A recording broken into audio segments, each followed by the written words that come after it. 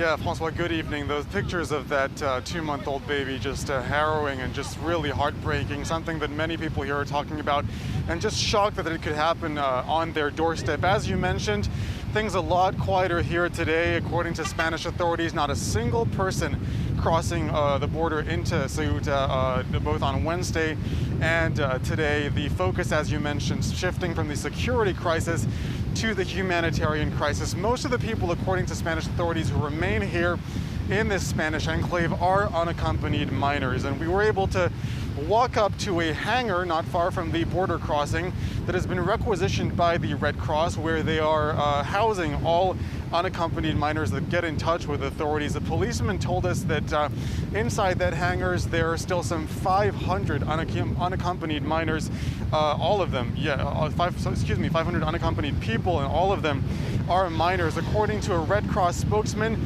that hangar is not a place for paperwork. It's not a place for submitting an asylum request. It is truly only for humanitarian relief.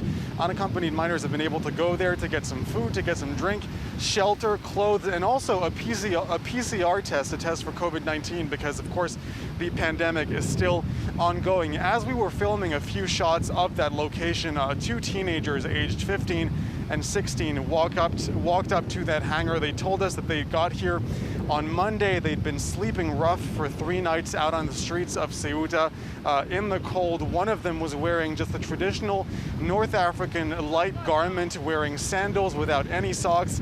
They told us those 3 nights were already very tough. The prospect of facing a 4th night was just unbearable, so they decided to turn themselves in, so to speak, to the Red Cross, hoping to get some food, some shelter, and hoping that they would be sent at some point to the mainland, because that is really their hope, to get a better future somewhere on the Spanish mainland. The Spanish government today, Pedro Sanchez, saying that their hope was to send at least 200 of those unaccompanied minors to the mainland as soon as possible to try to alleviate some of the pressure here.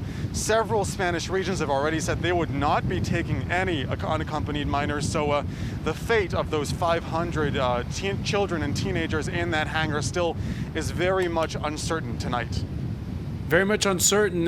Just briefly, Wasim, Ceuta, population 85,000. It's been Spanish for several centuries.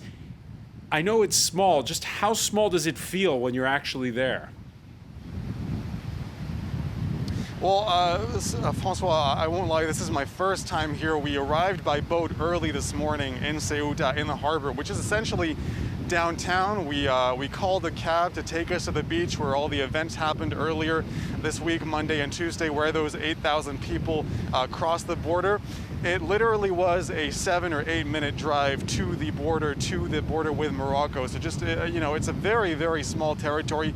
85,000 people concentrated on about, I think it's 19 square kilometers. So a very, very small part of land. And the fact that 8,000 people were able to walk in, that's, an extra 10% of the population. So just to give you an idea of how unprecedented this was for this small part on the northern tip of Africa.